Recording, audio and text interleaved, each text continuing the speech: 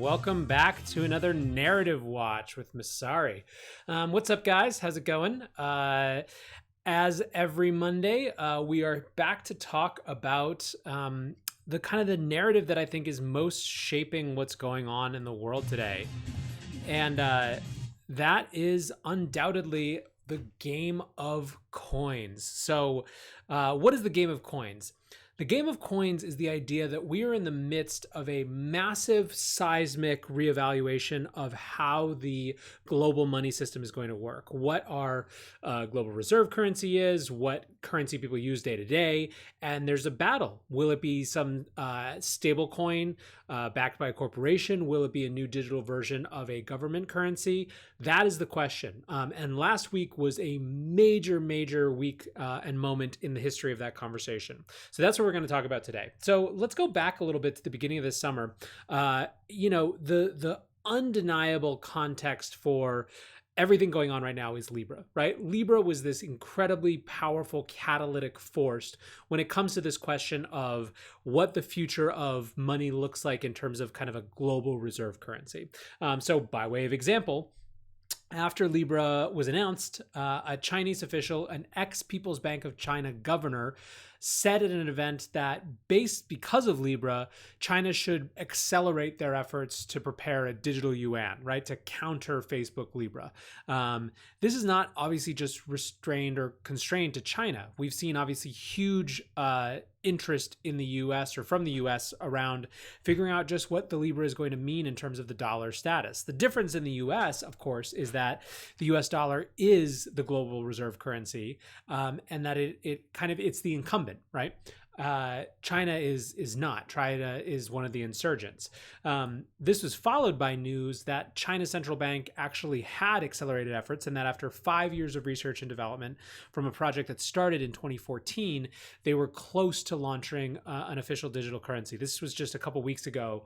We saw this at a closed room kind of meeting of Chinese officials. They said this, right? So again, we're seeing an acceleration of efforts as it relates to having a central bank digital currency from China. Now, China is obviously the specter that David Marcus referenced a lot in his presentations to Congress and to the House, or to the Senate rather, saying that if we don't do this, i.e. Libra, if they don't allow Facebook to do this, then someone else will. That someone else was very clearly meant to be China.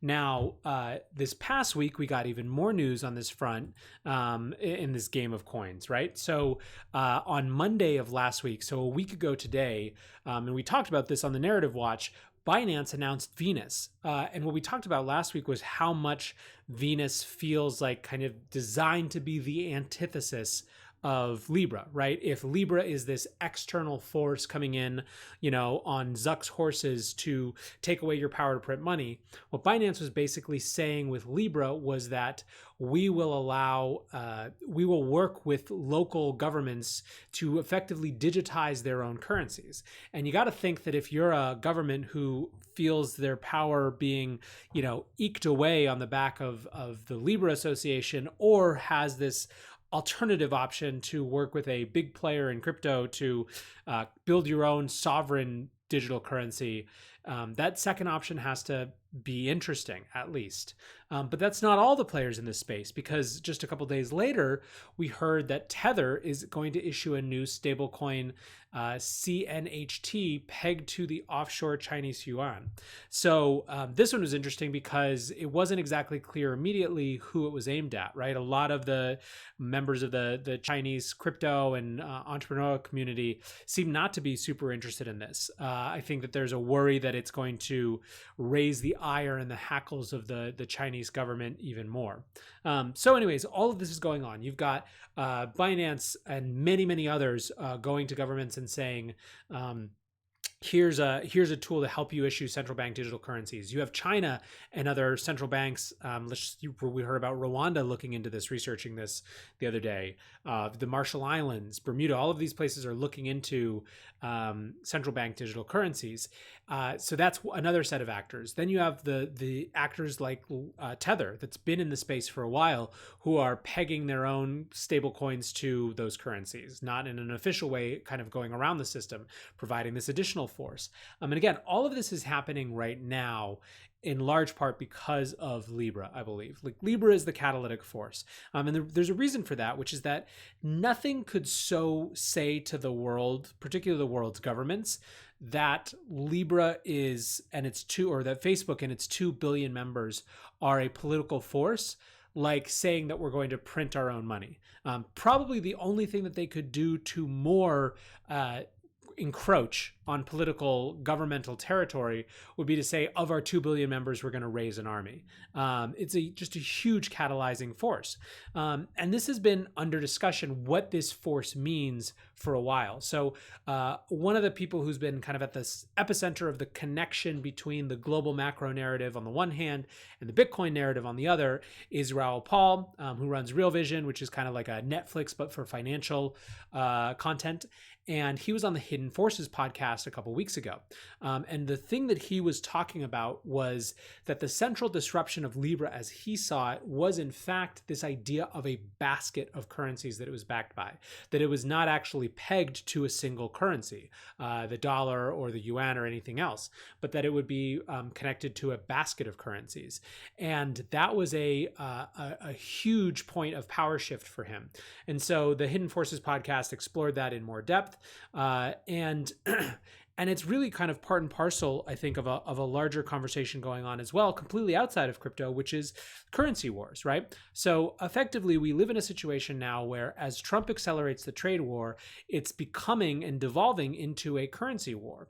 And in a large way, the idea of a currency war is to basically make your currency somehow less valuable so that other people flock to it. And this is Trump accused China of doing this. He's pressuring the Fed to do this more. And it's interesting because we have a U.S. president who, on the one hand, is talking about the kind of incredible strength of our economy, but is actively trying to devalue the dollar. And right now, it's weird times, right? The dollar is super strong and keeps getting stronger as the rest of the world's economies kind of look even weaker by comparison. So you've got this currency war background, and then last week at the Kansas City Fed every year hosts a gathering of central bankers and other concerned parties at Jackson Hole, Wyoming. And there was a remarkable speech by the Bank of England governor, Mark Carney, who, if you remember, was actually one of the people to speak pretty positively about Libra. He was one of the people that Facebook actively engaged with as they were planning Libra before it was announced. And so, as you can see here, he kind of proposed he effectively argued that the central banks should make their own Libra, that they should combine to build their own version. So if you look at his exact speech, I think a key moment is here. Any unipolar system is unsuitable to a multipolar world. So this is a huge deal, right? Tur really summed it up in a tweet here. He says, in layman's terms, he's saying technology has the potential to destroy the dollar's network effect. I've never heard a central bank figure say this. So Tur Demeester, for those of you who are listening, is who I'm quoting from a thread that he did yesterday.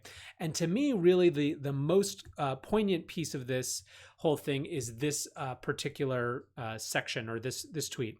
He says, in my opinion, this is the beginning of a central bank counter-reformation. The 10-year success, persistence, and irreverence of Bitcoin is provoking a reaction, which translates in these calls for openness, reform, and renewal. So Tur is kind of putting it down to Bitcoin more than Libra. And I think that actually what's happening is that you have these joint forces. You have two poles right now between which the central bankers of the world and the governments of the world are kind of finding themselves uncomfortably placed.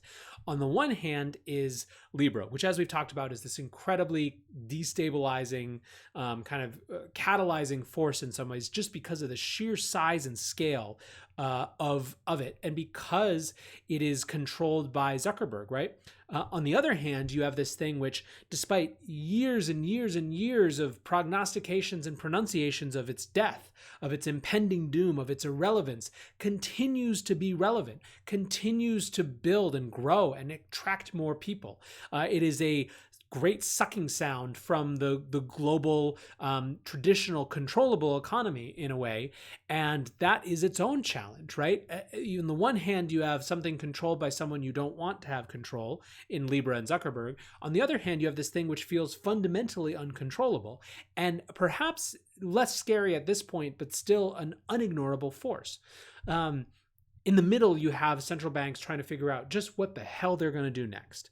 And that is where I think the game of coins is going to play out, is you have these two poles. You have the extreme control by an oligarchy of corporations led by Zuckerberg, who has shown over and over again that he will do pretty much whatever he wants to do.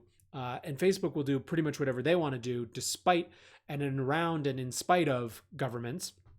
And then on the other hand, something that is this fundamentally new phenomenon, which is an uncontrollable, leaderless, companyless movement that is just totally transforming what people think money can be.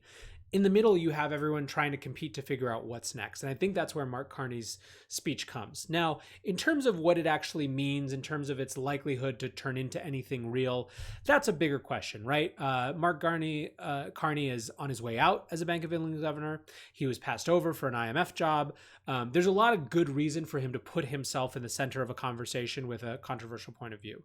It doesn't necessarily seem like there's a lot of will for what he called a synthetic hegemonic currency. By the way, let's pause on that name for a minute. A synthetic hegemonic currency. It's not often that you see people use the word hegemony in that kind of black and white terms. And in fact, actually harkens back to what the Binance Venus narrative said. Binance, their Chinese announcement said it's Binance's dream to break the financial hegemony and reshape the world financial system.